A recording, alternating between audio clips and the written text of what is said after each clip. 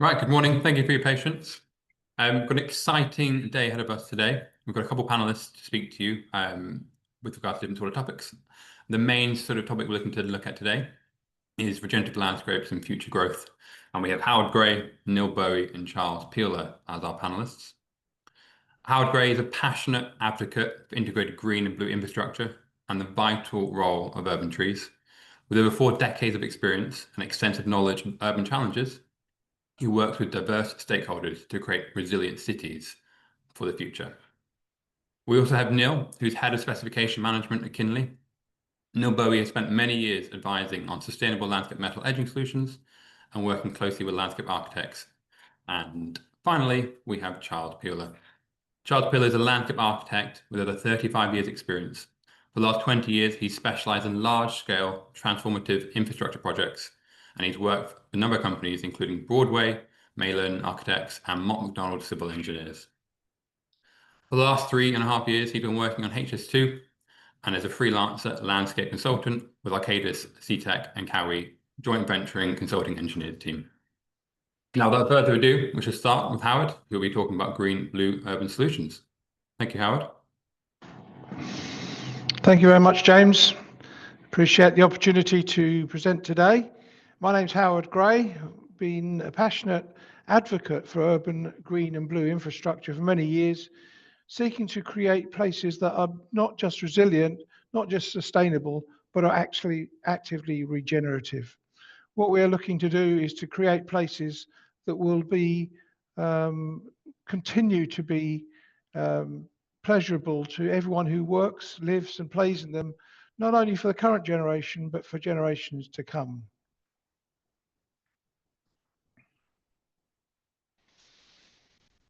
When we're looking at landscapes, it's often very hard to actually clarify what we mean by regenerative. And it brings out an interesting point as to what does regeneration mean. At Green Blue Urban, have been established for over 30 years down in Bodiam on the Kent and Sussex border. We believe that it means bringing together and integrating properly green infrastructure and blue infrastructure solutions, making our landscapes work harder than just being there to look present, but actually actively regenerating, making our places better, creating places that are as far as possible as active in green infrastructure as they were prior to development.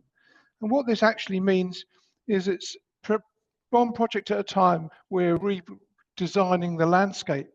Because let's admit it, our urban areas face massive changes. We've got transformative changes in terms of our climate, biodiversity decline, air quality, social inequality. These are issues that every urban area is facing. But the regenerative approach actually looks to restore our natural flora and fauna and to restore that natural urban systems that improve our lives. Too often our design is rather fragmented and becomes rather siloed. So we get hard landscape specialists, we get the green landscape specialists, we get the urban regeneration people. But really what we're looking together is to bring the whole lot together and integrate it properly. In the words of a previous government, to build back better, to actually create places that are better than the ones that were there before, that thrive ecologically, socially, and economically, bringing us places where we actually want to be.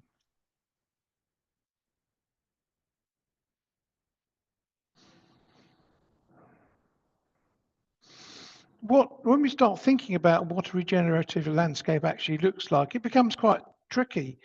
What it needs to do is needs to generate more value than it actually consumes. And that's quite an important and quite a challenging thing to do, to create somewhere that's actually bringing us a lot more. Supporting biodiversity, while it's also bringing in flood protection, it's providing urban cooling, and it's providing spaces for recreation. It's designing to heal damaged ecosystems and reconnect people with nature. As a race, we've become quite disconnected, many of us, due to our urban living and engineered environments. We need to reconnect with nature and to really be regenerative, resilient, circular, and adaptive. So we're actually working with our climate rather than necessarily against it, bringing in places that are truly restorative.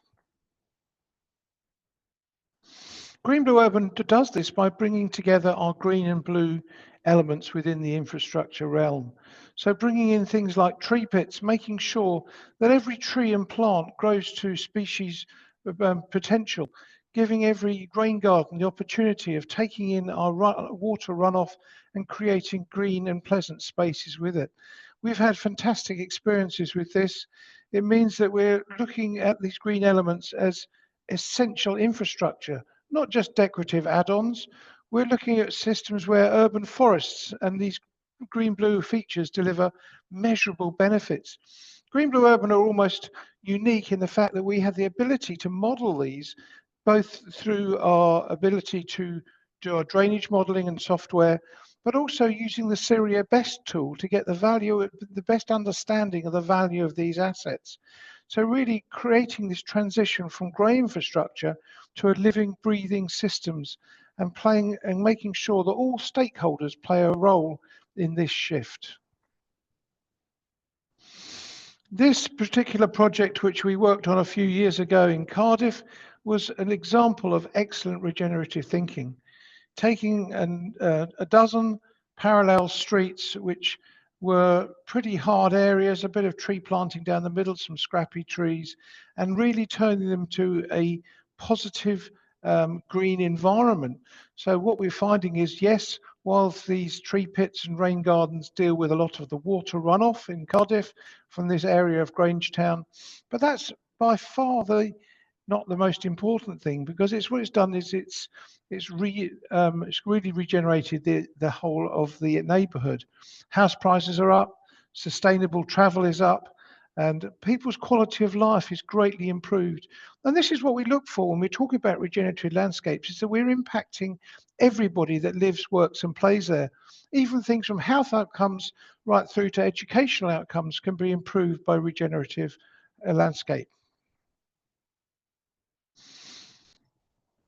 This is another scheme that we worked on, and this is a Fleet Valley Pocket Park, which is a sustainably drained pocket park that replaced just an area of hard paving, taking in water from the nearby buildings and hardscape, taking it in, filtering that water out, cleaning it up, and creating a place for people to meet, for children to play, and a very pleasant landscape, a little oasis in the heart of Farringdon in London. Another interesting scheme that we worked on a little while back was this scheme in Northwood Hills in London, which took a slightly down at heel shopping street in Northwood Hills, and by planting a row of trees down the central median really has restored it. It's opened up great opportunities. We're finding that a lot of the empty properties are now being taken, and shop owners and restaurant owners have noticed an increase in footfall as people have slowed down. They've actually begun to enjoy the environment. It's created a place which is very pleasant to be. So quite interestingly, by slowing the traffic, we've increased profitability within the businesses, as well as created places which are more pleasant to be. Another interesting scheme is this one in Manchester, known as the campus development, which took an old commercial area and turned it into mixed-use housing and restaurants and hospitality. And it's created by just taking out the old car parking areas and the goods delivery areas, they've actually turned them into a green space. This is really bringing a green right back into the heart of Manchester, just off from the Ring Road, creating these places, these oases of nature. So we admit that it's not always easy to do this. To actually think regeneratively is taking a longer term approach than maybe just a quick fix. We understand that space is very tight. These dense urban environments, which have a lot of competing demands, working with utilities, working with transport and infrastructure, making sure that there's finance not only to build these schemes, but to maintain them, to make sure that those who get the benefits are those who really need them the most. So we understand that it means working with stakeholders to create long-term spaces, not just short-term. Regenerative landscape takes into account the long-term benefits of such schemes, not just the short-term ones.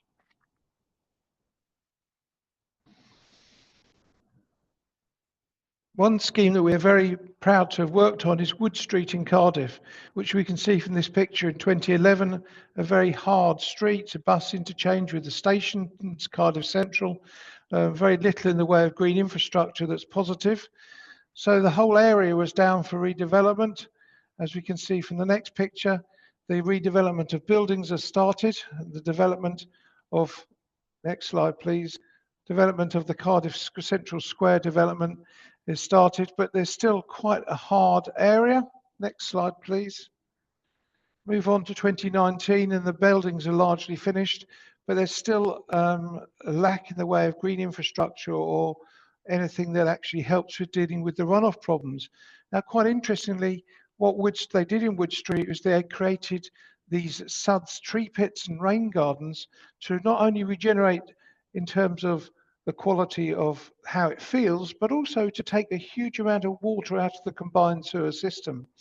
So what they've built back here is something that actually takes that water and puts it down through a new stormwater sewer, having cleansed that water as it comes through these green elements and drops it straight into the river. This is truly regenerative, not just in terms of how it looks and how it feels, but it's actually making the whole drainage network have more capacity left in it. So how do we actually rate these? How do we understand what they do? Well, the important thing is these regenerative landscapes need to be measurable. We need to be able to have some metrics so where we can actually say, have we regenerated this? Have we actually increased in canopy cover? Have we increased in green area? Have we got a measurable increase in biodiversity within our towns and cities? Measure our water quality that we're discharging into our local waterways and beaches. Are we actually reducing the number of combined sewer overspills? Are we looking at less flooding? Can we actually measure that the rainstorm events are no longer causing the issues they were? And are we getting more people? Perhaps this is the one that's most difficult to measure, is are we getting more people to use our green spaces, our regenerated spaces? Have we got an increase in sustainable travel? Have we got people using them for recreation? Have we got children playing in these green areas that wouldn't have done otherwise? In our experience, the clue to having a truly regenerative landscape is to work and bring all stakeholders and disciplines together. Too often the siloed approach means that we have a very fragmented design rather than an integrated one. So early integration of green and blue is really critical, and it also saves a lot of money. Regenerative landscapes do not need to be expensive, but they need to be designed holistically. We need to understand that will be maintenance involved in keeping a landscape healthy and keeping it looking pleasant. And how much maintenance budget needs to be done is something that we work with a lot of stakeholders to actually make sure that that works. And then as the design evolves, as we get the move from concept right through to delivery, make sure that our designs are not diluted and that they don't create spaces which don't really work. So it's really important from the initial early integration right through to the completion and maintenance that all stakeholders are fully engaged. So as we look ahead, we need to actually embed these regenerative principles within our urban planning and design practice. We need to get regeneration properly into our local plans. We need to understand it from first principles. We need to look at it as retrofitting around existing infrastructure and buildings, not just new builds. We should be thinking about how we can make our existing towns and spaces more regenerative. Make sure that we're properly thinking SUDS everywhere. Every project should be actually SUDS enabled where it's at all possible, and to look at places that don't need just to be sustainable, but actively restorative. Thank you very much indeed for letting me present today. Green Blue Urban are really central. It is our central ethos to make places that are fit for purpose, not just for now, but for long term and for everyone. Thank you very much. Thank you, Howard. That's some really insightful information you've spoken about there, and some really good projects you worked on as well with Green Blue Urban. So great to understand some more about the actual work you guys are doing. And thank you for your time. I'm sure many of you have huge amounts of questions for Howard. If you wouldn't mind popping them in the chat box for now, and we'll kind of come back at the end of the session to answer these if that's okay. Next up, we have Neil to present on effectively the metal edging and how it works in sustainable futures and within the landscape area. So welcome, Neil. Thank you very much. Thank you, James, and thank you very much, Howard, for your presentation as well. Very informative. As you can see from the picture we have here, we've got a very nice area which is full of planting life. Now, one of the things we have to take into account in building a 21st century modern environment is the products we use. This is very, very key. And you can see from the picture here that the planting is maximized and growing right to the edge. Now, Kinley is all about metal landscape edging, whether it's in aluminium or steel. These are very good products to use. They are very recyclable, very sustainable. Particularly aluminium is a very usable product with over 76% of material still in circulation. So it is a product to use going forward on our products. It has very little impact on the ground. So what we're trying to do is to promote this kind of use so that there is a maximum amount of planting area. Howard has just spoken about the need for more planting areas and having vegetation which is actually going to improve our lives and improve the way we live, and also the element changes that we face, the extra rainfall and things like that. So we need to use a product which is going to take up as minimal amount of space as possible so we can maximize those green areas. These products need to last a long time. We can't be forever digging up the ground to replace a broken edge. This disrupts habitation. It's much better to put in a product that is going to last 30 or 40 years rather than something that's going to only last 10, 15 years and has to be replaced. And then that habitat is dug away and removed and has to start again from afresh. So these products are all very, very sustainable. And we need to build these areas that Howard's spoken about with people in mind, because it's not just about what we're looking at, it's the well-being of what we're doing as well. So this is an aluminium and steel edge that you've got here. There is a big carbon reduction in this being used through the reduction of concrete. It's a very sustainable product and very easy to use. It's very creative, so we can create natural lines rather than hard lines. The longevity of these products, when you're thinking of an aluminium product, you're looking at many, many years. Very few people can tell me how long aluminium will last in the ground, but we're assured it lasts a very long time. And you've got all this flexibility and ecological outcomes as well. These products, aluminium and steel, are both 100% recyclable. And while I'm on that subject, an aluminium product is generally the better one, simply because it will last so much longer in the ground. So therefore, when it comes to be recycled, there is still product left to be recycled. This is probably why 76% of aluminium is still in circulation. So it's a very recyclable product. But here you can see you've got some pictures on the right and some pictures on the left. The three on the left show you traditional systems which struggle to maintain an edge, struggle to look nice and create a nice environment. Whereas on the right, you've got aluminium or steel edging, creating beautiful lines which are much more natural looking. You can't actually see the edges, which is a good thing in this case, but there is a system there in the ground which maintains that edge for 30 or more years. All you can see is the natural products, the grass, the pathways, the plants. And one thing I always point out on my CPDs, and when I'm talking about edging, you can see the planting growing right close to the edging. So what you often get with a with a plan is you get an area which is to become green and planted.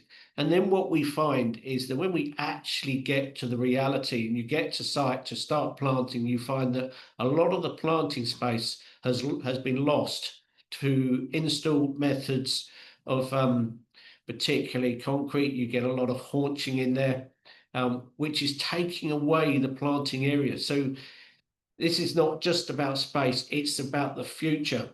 You can't get so much plant life in there. Therefore, you haven't got so much plant to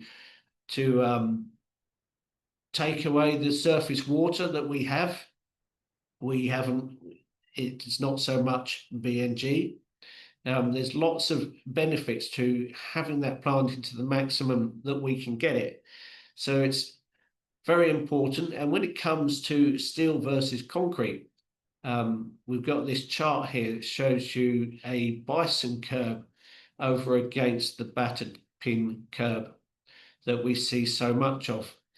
And a popular myth is that concrete is a lot stronger than a metal edge, but in actual fact, when it comes to literal weight down, you'll find it's the other way. So there's a lot of benefits to be had.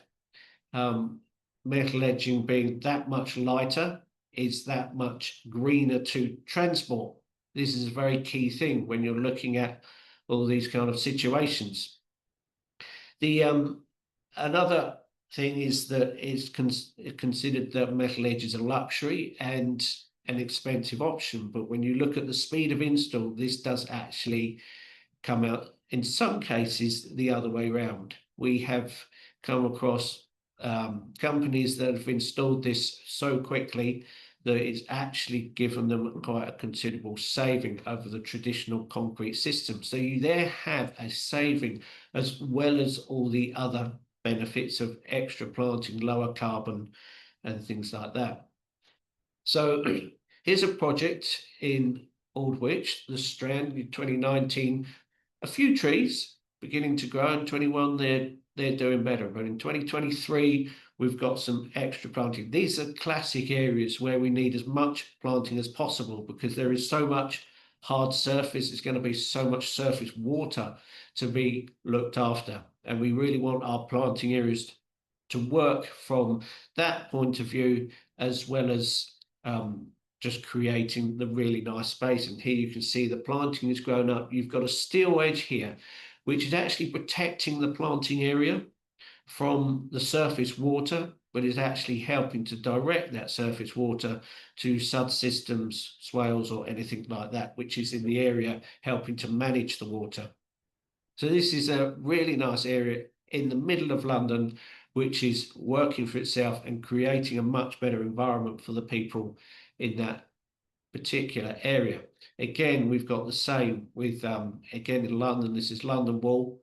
There's a Kinley project from many years ago, which has continued to change over the years.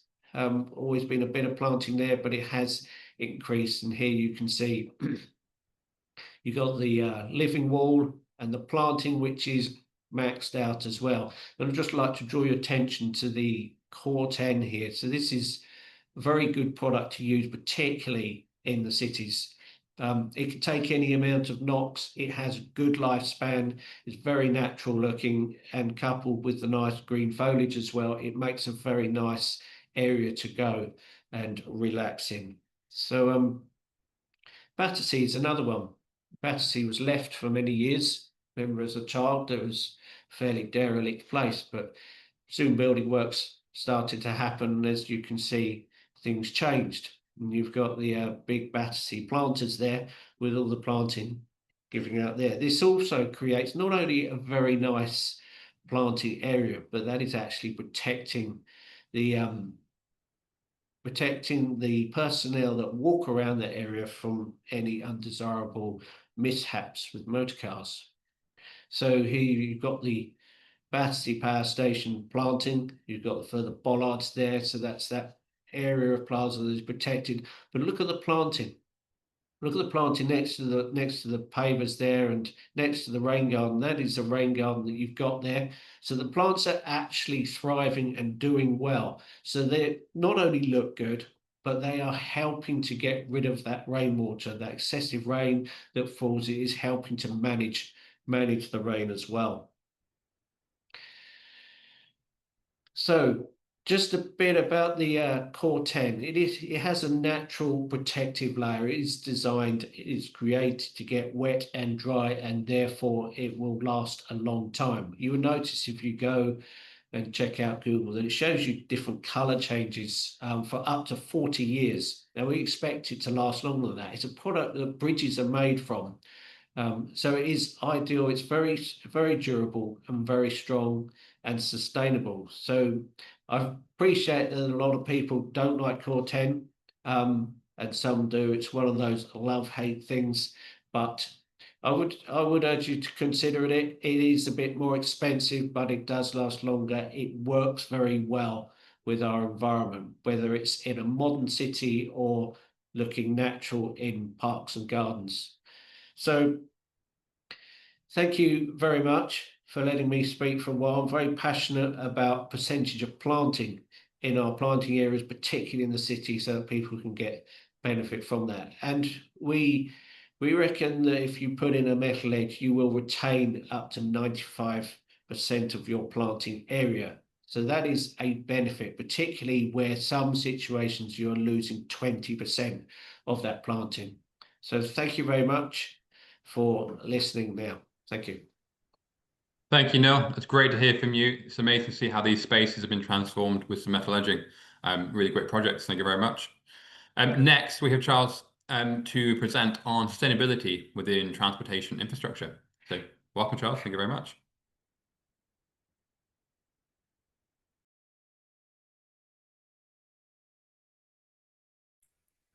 Sorry about that, just unmuting myself. Thank you very much, James. Hi, everybody. So today I'm going to be talking about regenerative landscape design for transportation infrastructure, which is something that I've been working on for most of my my career for the last 20 years anyway. So just started off with a slide here which just shows what do we mean by regenerative landscapes. So we have starting off here, we've got number one. It says net positive outcomes. So overall, there must be a high degree of gains compared to losses. Two, working with natural systems as opposed to working against them. For example, SUDs, sustainable urban drainage systems. Number three, nature-based solutions, e.g. maximizing green infrastructure to provide multiple benefits. Biodiversity net gain is the next one, and that would be increasing and creating new wildlife habitats, for example.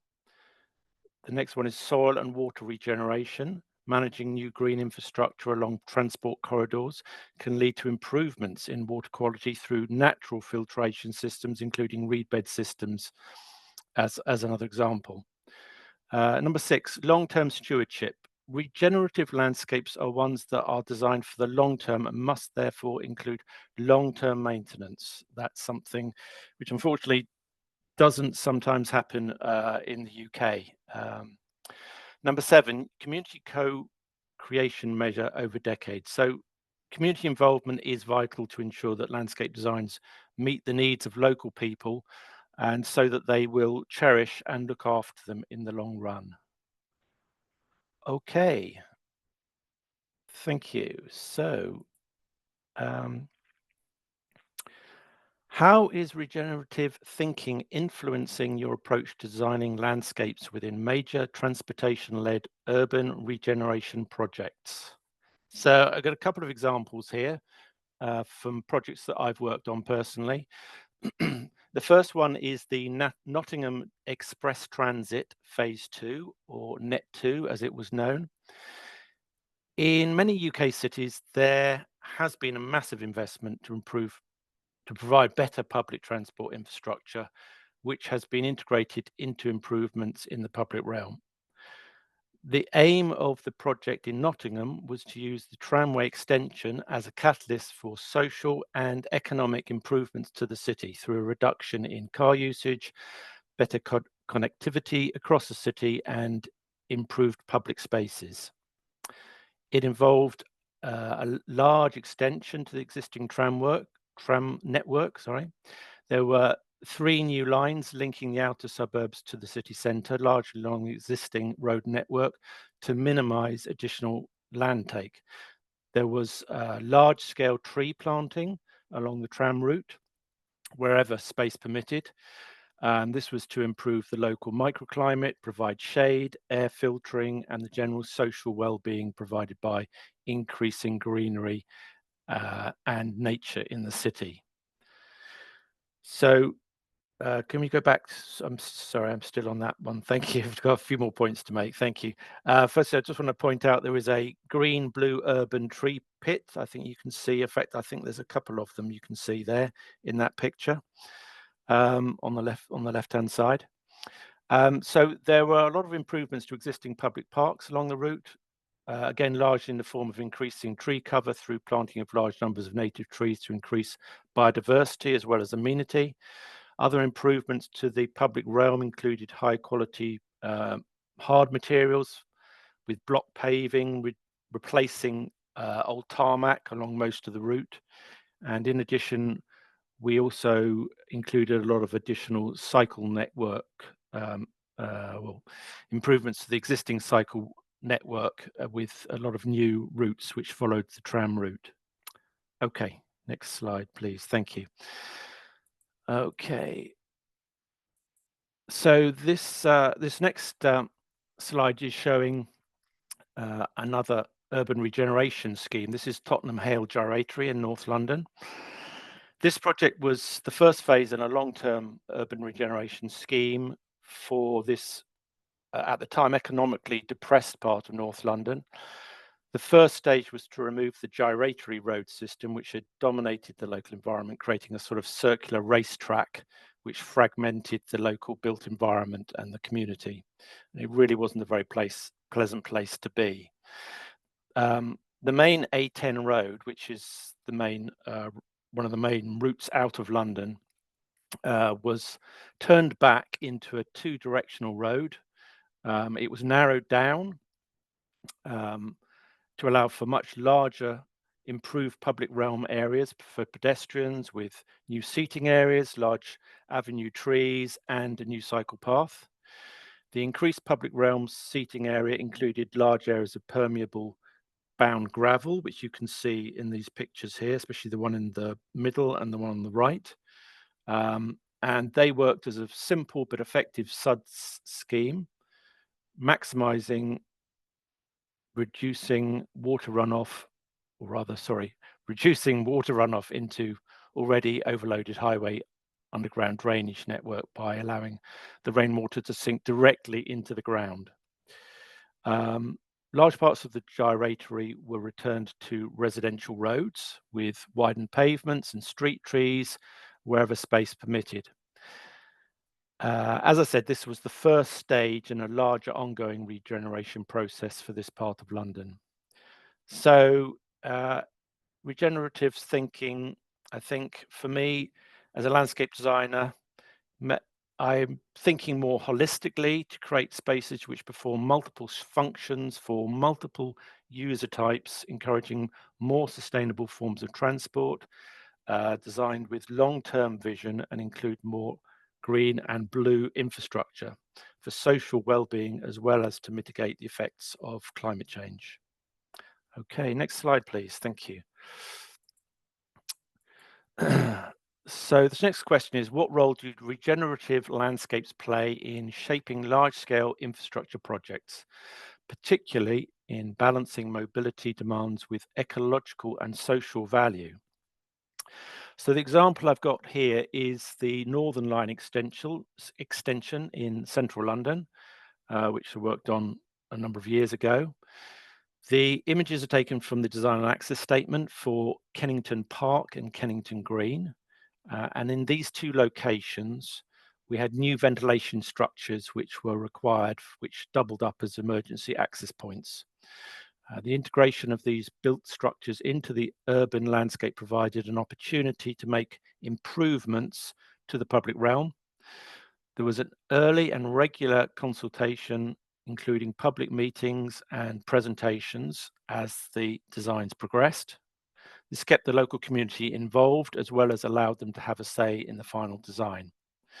Kennington Park is a park where we included a new orchard, dog walking area, wildflower meadow, and tree planting, all supported and inputted into by the local community.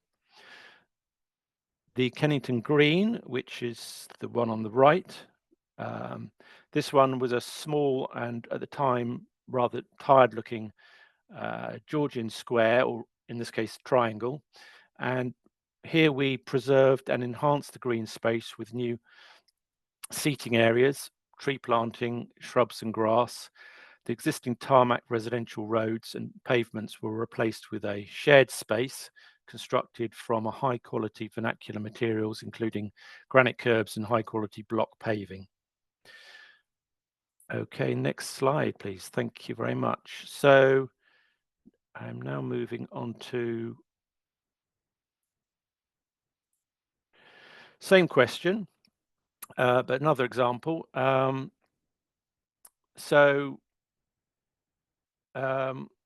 Here I've taken an example of the A3 London to Portsmouth Road, which ran through the village of Hindhead for many years and had been heavily congested with cars and lorries. As a result, the village was totally dominated and pretty much ruined by the constant traffic. In addition, many of the shops and businesses in the village had closed down as it was such an unpleasant place to be.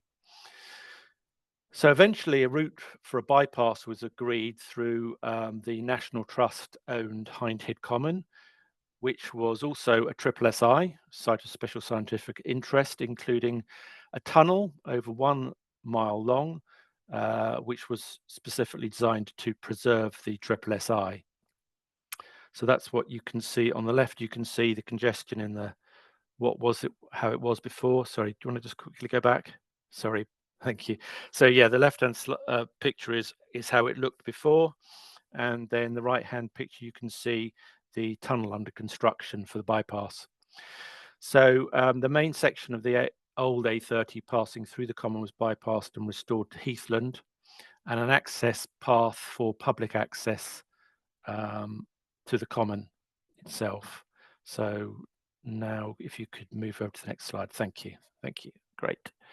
Okay, so my team were specifically involved in the design for the regeneration of the village itself once the bypass had been built or was under construction. Here's some of the concept images we did for the presentation to the council and for the residents. The final design included narrowing the width of the old A30, adding street trees and grass verges.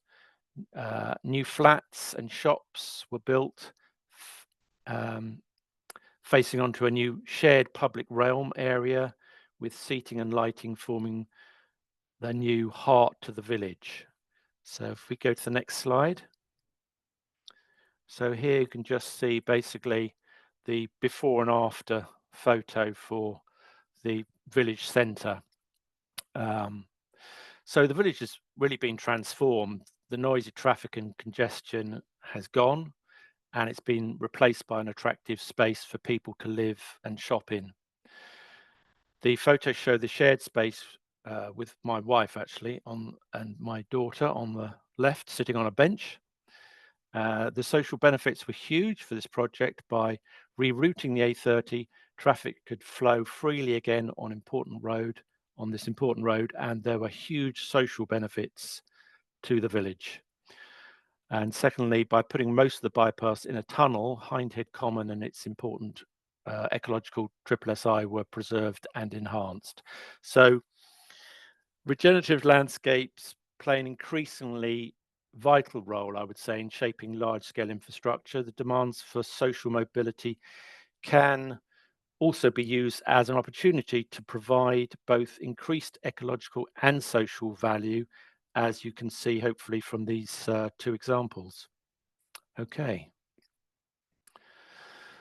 So thank you. The last question is, in projects as ambitious as HS2, how do you reconcile the pressures of national infrastructure delivery with the opportunities for long-term ecological regeneration and placemaking?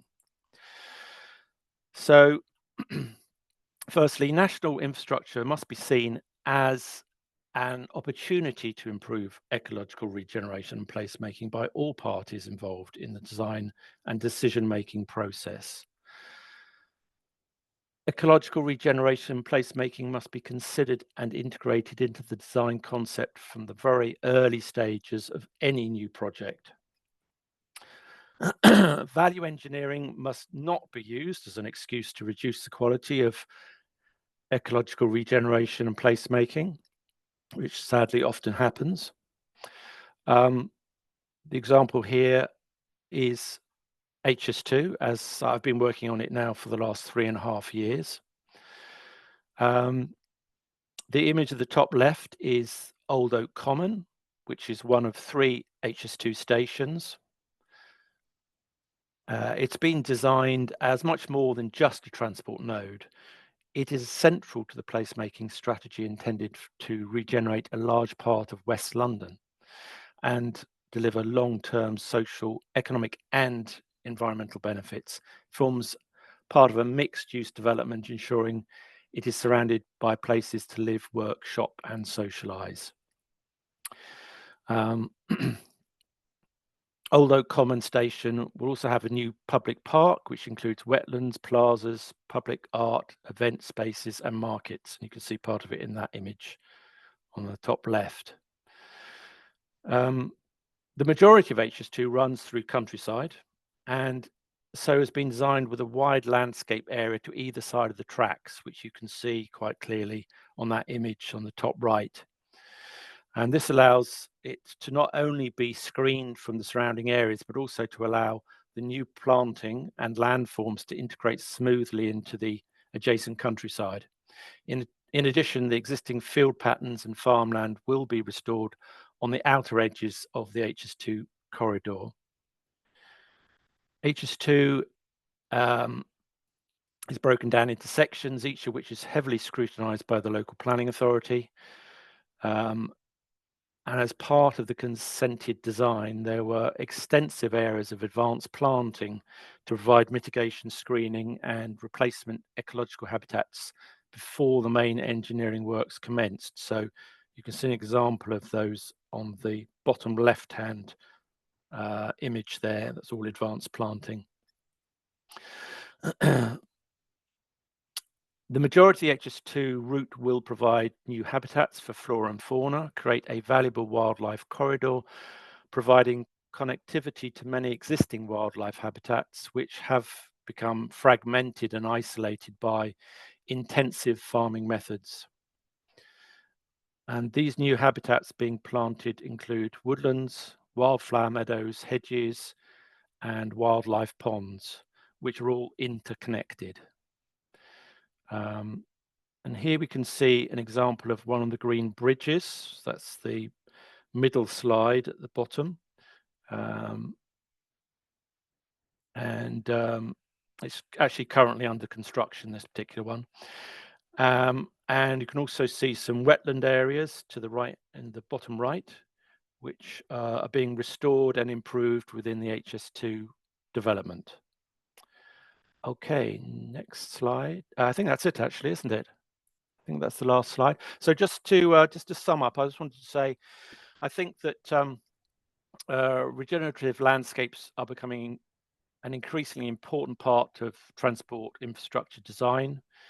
In the UK, we've come a long way in the last 50 years. There's been a major shift in attitudes towards recognising the importance of landscape, both green and blue infrastructure. I remember when I was a child, I had a relative who was in quite an important position in the Ministry of Transport, and I remember him joking about how the routes for new motorways at the time was often just a joining up the dots from one triple SI to another, very sadly, because the Ministry of Transport at the time still perceived triple SIs and other important wildlife areas as being of the least importance for in terms of land value at that time. But as I say, I think things have changed quite drastically since then. I think one of the main challenges for the future will be the long-term maintenance of the soft landscaping. In the UK, we're quite good at investing the money up front to build infrastructure and carry out planting and seeding works, but there's still problems with long-term landscape maintenance. And the vision and funding required to ensure that the landscaping is managed correctly for the long term and not just for the next 5 or 10 years is still sometimes lacking, especially on many of our publicly funded developments such as motorways and trunk roads, where government and economic policies play a role. And it is sad to see wildflower meadows on road verges disappearing under scrub because maintenance budgets were reduced for a few years.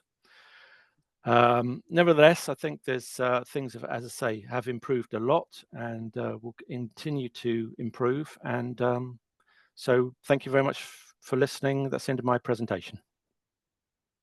Thank you, Charles. Some great projects we've been working on there, and thank you for the information you provided. Hugely valuable, I'm sure, to everyone listening in. We have a few questions that have come in the chat box, which I'll kind of read out for some advice from the 3 of the panelists, if that's okay.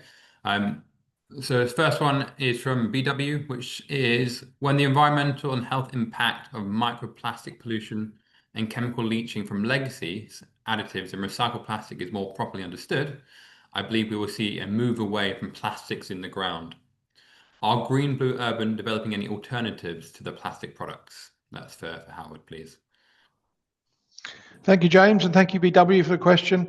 Something we are actively pursuing to seek to find more sustainable alternatives that will actually still guarantee tree life and long-term sustainability of the SUD schemes. At the moment, we've been working really hard to reduce the amount of recycled plastic in our products. They're still 100% recycled, but we're down to about just over 3% by volume in the root space soil cell systems.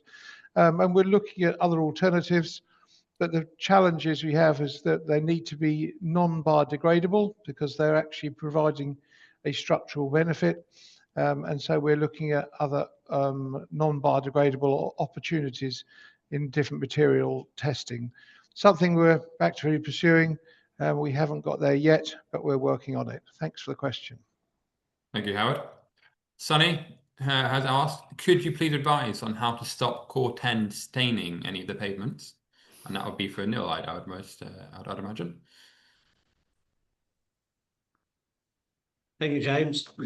Yeah, it can be a bit of a problem, particularly if you're using Core10 up against a resin surfacing, which is you can actually put in a double edge, forming a gap between the Core10 side and the paver, the resin, but that's obviously an uplift in cost.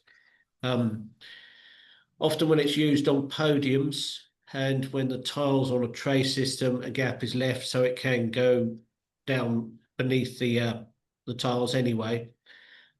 What quite often happens is if you're working with blocks or pavers, on the ground, you can leave a small gap, say 5-10 mil, and put washed or sharp sand into that gap. This works on something like an edge, which is about 150 mil out of the ground, and allows that small amount of leaching to disappear into that rather than onto the paver causing a mess. It just helps to manage the staining rather than letting it flow out onto the pavers. Anything over 200, 250 can cause a problem, and in some cases you might have to just accept the fact that there is going to be a bit of a leaching, and as long as everybody understands this, it's not always a problem. If you look at the Handyside Gardens project that Kinley did many years ago, you'll notice there is a bit of leaching on the ground there.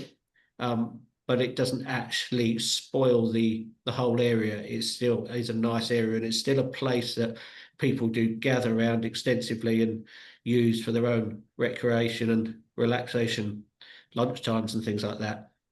Thank you, James. Thank you, Neil. Another one here, actually, most likely for yourself, Neil. The question is, how long does aluminium actually last in the ground compared to steel? But there's also a question asking similar for concrete as well. So potentially you could speak about the lifespan of aluminium, steel versus concrete, if that's okay. Well, that's an interesting one, James. It's very difficult to find enough information on it, really. These products tend to outspan us. With aluminium is very sustainable in the ground. If you put it into a soil, just a normal soil situation, there's nothing there to make it degrade. So it does stay there. Whereas steel, I mean, it's going to last longer. If it's galvanized, we expect it to last 30 years, possibly more. I mean, if you go back to the times when a lot of industrial buildings used to have gutters and downpipes made of galvanized metal, which seemed to go on for many years. The problems with these coatings for steel, when it's powder coat and galvanizes, if you do get if they get scratched badly, so it goes through to the steel within, that will start to rust in a normal rusting natural way. That's something you don't actually get with aluminium. Even if you were to cut into the aluminium, it's a solid aluminium product, and none of the aluminium breaks down, and that's for a very long time. So I would always prefer aluminium. Not everybody likes it is quite a model looking edge, but often you would only see the top edge. I would always go with aluminium myself until I wanted something different, say like Core 10 or a natural rusting edge anyway. Hope that helps, James. Yeah, definitely. Very helpful. Thank you, Neil. Liam has asked, what is preferred hardscaping material for tree pits and rain gardens? So that could potentially be all three of you or whomever may be able to speak about that the most. I can take that one if you like, James. Yes, please, Howard.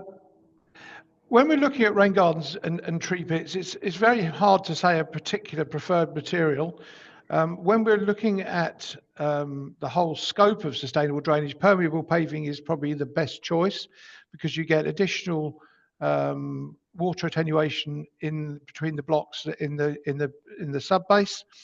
What we say is within rain gardens themselves, we often recommend on top of the specialist soil, we often put a slate mulch just to help hold and stop the erosion of the from the water passing through it. On tree pits, we'd often put a tree grill around it, which allows permeability, allows water in, and gases exchange from the soil. So it's a bit horses for courses. What particular requirements do you have for the hardscaping material should be doing, and then specifying the appropriate one. Lovely. Thank you, Howard. Anything to add from either of you, Neil or Charles? Well, I think that's been answered quite well. I think Howard answered that very well. Lovely. From Christina, do the raised planters need to be insulated inside to reduce heat damage to roots? If so, what material would you recommend for this? And I think Howard possibly be the best to answer this as well. It's a very interesting question, particularly when you're looking at reduced size of planters. It's not so much the heat, it's more the fact that it dries out so much due to the heat. So what we often say is some form of irrigation, either automated or regular maintenance irrigation needs to be done to keep that soil moist, to actually stop that soil from drying out and causing the problems with the roots. Lovely, thank you.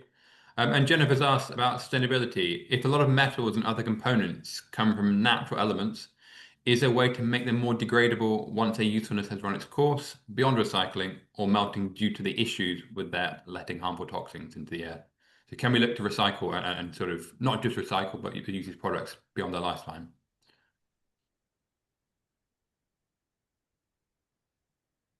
Not sure, might be better. Maybe no. Would you have any insight on that one?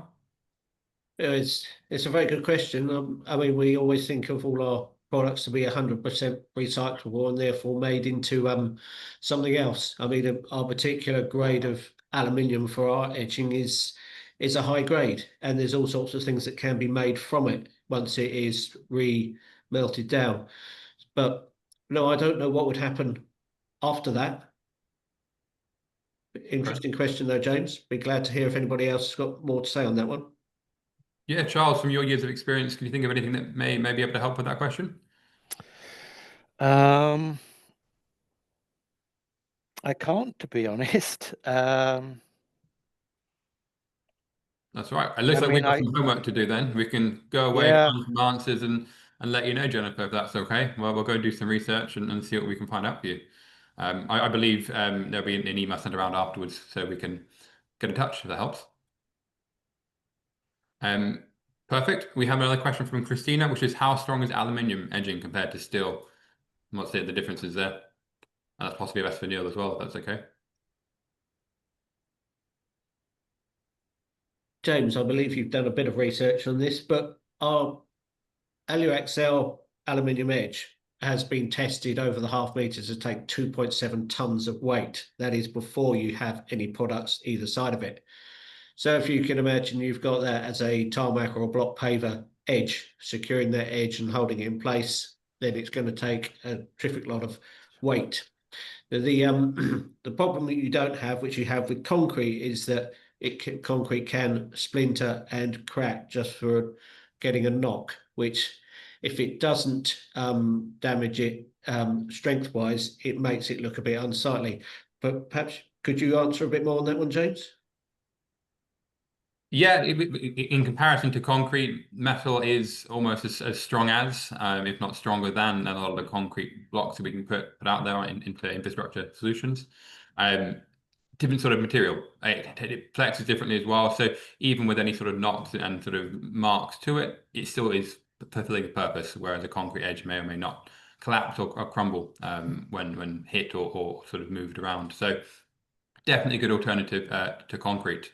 If that is ever of any interest to anyone.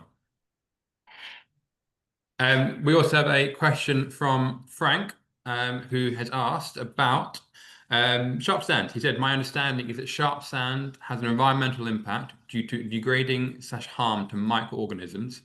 Are there any less environmentally impactful alternatives? Not sure who might be best for this one. Potentially Howard or Charles on this one.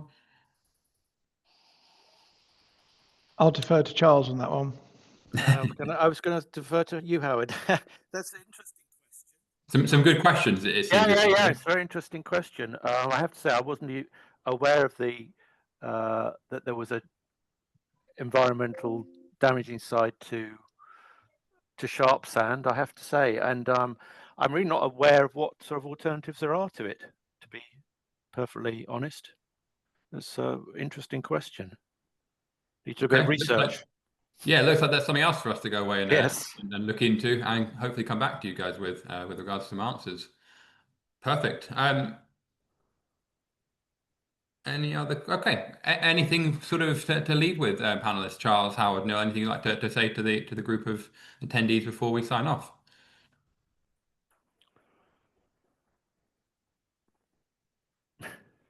Oh, okay. No, well, we've had one quick long question come in, so let me just go through that one quickly, and then we'll say thank you very much. So, from BW again, the question is, on the core principles of regenerative design, is learning from on the core principles of regenerative design is learning from nature. Nature has feedback loops which lead to adaptation and evolution. Considering the bypass project isn't congestion and high street pollution, a feedback loop we should learn from rather than pushing the problem elsewhere and externalizing the impacts of our fossil fuel powered culture, a culture we really need to radically reimagine and transform if we are to live a secure, livable future. Can we call projects regenerative if they don't fundamentally challenge the BAU? Yeah, that's a very valid point, I think. Obviously, all these schemes they're all, there's differences between them all. I think we're talking about the Hindhead project here in particular, where in that case it was perceived that the benefits. I mean, we're looking at I guess we're looking at it from many different aspects, aren't we? And we're trying to get a positive net gain across many different aspects of it. So there's social, environmental, there's green issues. Obviously, pollution is one of them. So, I mean, in the case of the Hindhead Tunnel, getting the traffic out of the main street, out of the village centre meant that the traffic could keep moving. So you didn't have traffic jams. I mean, that's going to cut down on pollution, I would say. May not agree with car usage, but at that time, car usage is still the main form of transport, whether we like it or not. I think things need to change, definitely. That's why I think, new rail schemes and tram projects are probably the way forward, amongst other things, and obviously increasing cycle routes and this sort of thing as well. But yeah, radically reimagine and transform. Can't argue with that. I think that's what we need to do. Absolutely. And I think that the Hindhead Tunnel and that whole project was part of what was appropriate for the time, maybe. And moving forward, things will hopefully change. Good. Very good challenge, BW. Thank you for that one. And I'll just finish up here with Otis, if that's okay. So in tight urban landscapes where suds ponds can't be used due to space, how much water can be stored in a GB system? And I think that's probably best for you, Howard, again. That's a great question. Thank you, Otis. Green blue urban systems are modular, so we can make them as large or as small as they need to actually take in the amount of water that comes off that catchment area for your given storm event. As a typical volume, we'd reckon between 25 and 30% of the volume is for storage, long-term storage capabilities. But what we find is that we can often get completely rid of attenuation ponds by making the rest of the landscape work a bit harder. We say it's suds sweating the landscape. Perfect. Great, Howard. Thank you so much. It's really helpful. Right, lovely. Thank you, everyone, for your time. Jennifer, Frank, we've got some homework to do. We'll have a discussion between us all and see if we can find some information for those questions. And then perhaps we can get in touch and kind of discuss further once we've got a better understanding, and maybe discuss with you two separately as well. So yeah, thank you everyone for all of your time on this webinar today, and the hosts, the panelists, for your time and your expertise and insights. Been really useful, really helpful, and some really good insight from everyone. We're going to be sending over an email just following up. So if there's any questions anyone has, there'll be contact details on there for everyone to get in touch with. And please ask away, and we're here to kind of speak to you all later as well. So thank you very much, and enjoy the rest of your day, guys. Thank you so much. Thank you. Thanks. Thanks, guys. Thanks. Bye-bye.